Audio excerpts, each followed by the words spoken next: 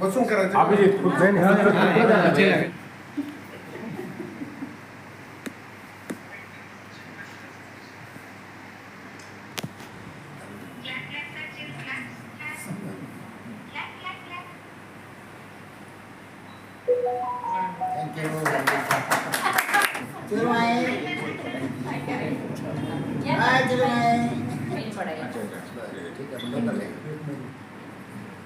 साईडलाच लावायचं कुपून टाकलं की सिस्टम अशी काही साईडला थोडं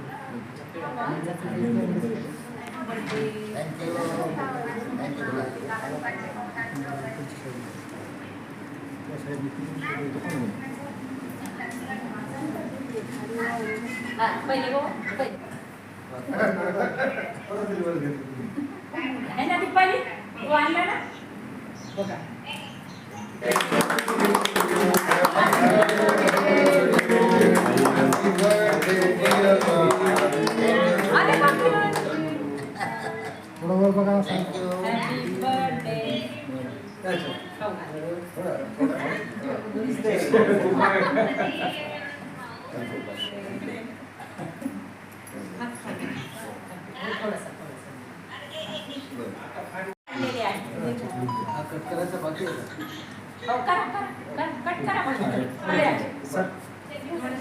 हा इकडे बघा सर शिंदे फॅमिली आहे इथं ठेवले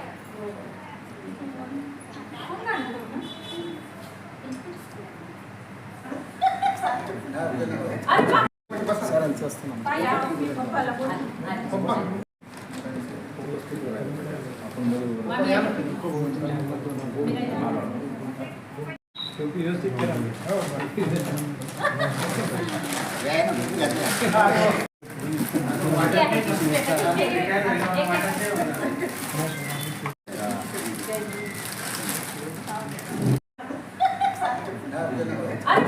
करा सरांचं असतं ना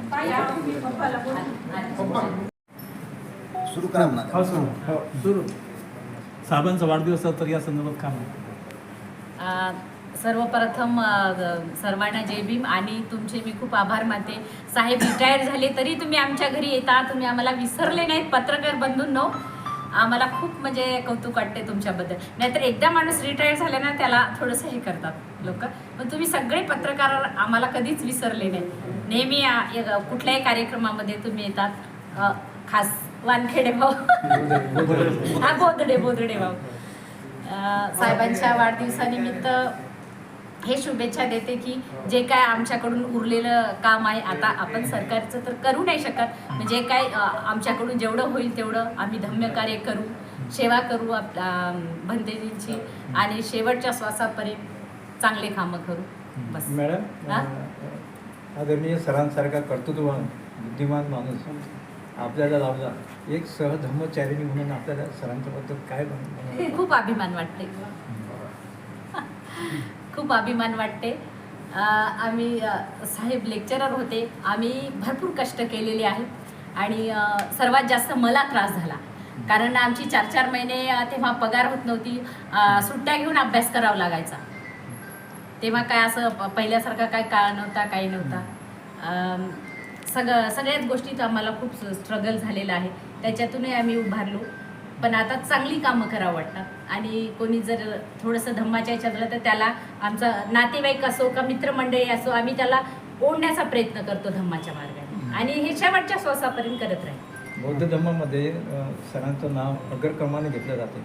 आपल्या घरी भंतीजींचा सारखा राबता असतो, कार्यकर्ते येतात आणि साहेबांच्या ऑफिसमध्ये त्यांचे काही सहकारी वारंवार आपल्याकडे, एवढ्या सगळ्या लोकांचं आपण मेंटेन करताना आपल्याला काही त्रास वगैरे जाणवला नाही? नाही, त्रास तर काही वाटत नाही, पण जेव्हा साहेब ड्युटीवर होते, महत्त्वाच्या मिटिंगी असतात आणि तेव्हाच अगदी साहेब जाते वेळेसच भंतीजी यायचे ना, तर मग भंतीजीचा सन्मान होतो की नाही, आमच्याकडून काही चूक तर होणार नाही, भंतीजीचा काही अपमान तर झाला नाही याचं वाईट वाटायचं कधी कधी, बाकी काही त्रास नाही. सरांनी जर धर्मकार्यामध्ये पुढाकार घ्यायचं ठरवलं किंवा राजकारणामध्ये जर ते येतो म्हटलं तर आपली समज नाही, राजकारण अजिबात नाही, धम्मकार्य, राजकारण अजिबात नाही. साहेबांनी जे संभाजीनगरमध्ये कार्य केलं तर राजकारणामध्ये पण त्यांना यश येणारच हे मात्र नाही राजकारण नको, राजकारण चांगलं नाही. राजकारण नाही, राजकारण म्हणजे तिथं मतलब येतो. धम्मकार्य धम्मपत्नी म्हणून आशा अशोक एरेकर, पूर्वीच्या आशा खंडूजी कानिंदे ही लाभणं, याला सुद्धा त्या माणसाची पारमिता लागते. काहीतरी पुण्यकार्य केलेलं पाहिजे. असं काहीतरी पुण्यकार्य केलेलं असेल म्हणून मला अशासारखी पत्नी धम्मपत्नी म्हणून लाभलेली आहे. आणि विशेष बाब अशी आहे की धम्मकार्य करत असताना माझ्यापेक्षा दुप्पट तिप्पट वेगाने ती स्वतः धम्मकार्य करते. तिलासुद्धा धम्माच्या अनेक ठिकाणी तिचे सत्कार झालेले आहेत, पुरस्कारसुद्धा मिळालेले आहेत. त्यामुळे मला खरं पाहिलं तर ऊर्जा जी आहे धम्मकार्य करण्याची तिच्याकडनं मला प्राप्त झालेली आहे. एखादा समजा धम्मकार्याला मी कार्यालयामधून वेगळं असताना जाता आलं नाही तर ती स्वतः जायची त्या ठिकाणी आणि तिथं माझी अनुपस्थिती जाणू द्यायची नाही. तर अशी ही सहचारींनी मिळणं सुद्धा अतिशय महत्त्वाचं आहे. जसं आपण पाहतो की बाबासाहेब आंबेडकरांना माता रमाई मिळाल्या, शिक्षण नसलेली स्त्री मिळाली, तरीसुद्धा एवढ्या मोठ्या महान क्रांतीसूर्याचं संगोपन करणं, त्यांची ताकद बनणं, त्यांच्या अभ्यासामध्ये कुठेही आड न येणं त्या मातेनं केलं. तसंच माझी पत्नी माझ्या अनेक जीवन प्रसंगामध्ये जे काही समजा सुखदुःखाचे जे काही घटना घडल्या ती माझ्या पाठीशी खंबीर उभी राहिली. अतिशय वाईट परिस्थितीमध्ये सुद्धा तिने संसाराला जे लागणारी गोष्ट आहे ती निभवली. स्वतः एवढी मेहनती आहे. आजसुद्धा तुम्ही बघत आहात, आज जे भोजन तुम्ही पाहत आहात ते तिने 60 ते 70% स्वतः बनवलेलं आहे.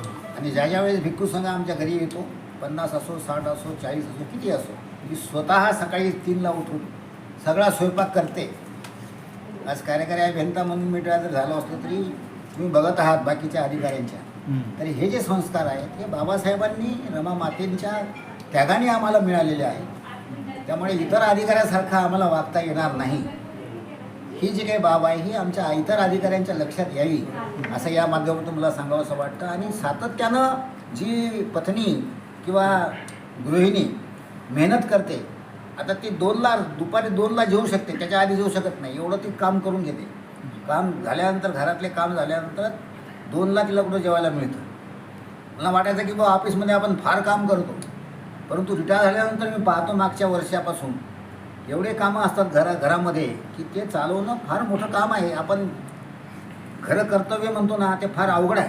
ऑफिसपेक्षाही जास्त अवघड जर काय असेल तर मी म्हणतो घर चालवणं, आणि ती चालवत आलेली आहे. जरी दिसते तुम्हाला अशी बारीक, अजून परंतु एक संदेश म्हणजे सगळ्याच अधिकाऱ्यांच्या मिसेसला द्यायचा मला की बाकी तर कराच तुम्ही सगळ्या एन्जॉय करा, थोडंसं 1% तरी धम्माला द्या, समाजाला द्या. पैशापेक्षा वेळ महत्वाचा आहे. वेळ महत्त्वाचा आहे. हां, आपण अगदी रोजच एक महिना जरी वर्षातून 1 महिना जरी धम्मासाठी दिला तर आपलं कुठेतरी काहीतरी सुधारेल, काहीतरी होईल. कारण आपल्या समाजाची दशा खूप अवस्था वाईट आहे सध्याच्या ठिकाणी. कोणीच दिसत नाही आमच्या डिपार्टमेंटचं तरी मला, कुठली लेडीज तर एकही नाही आमच्या डिपार्टमेंट धम्मकार्य, एकही नाही. आता मी बऱ्याच वर्षापासून आहे औरंगाबादमध्ये, पण कोणीच नाही. वेळ द्यायला पाहिजे, द्यायला पाहिजे. द्यायला पाहिजे. त्याशिवाय जीवनाचं महत्त्व कळत नाही.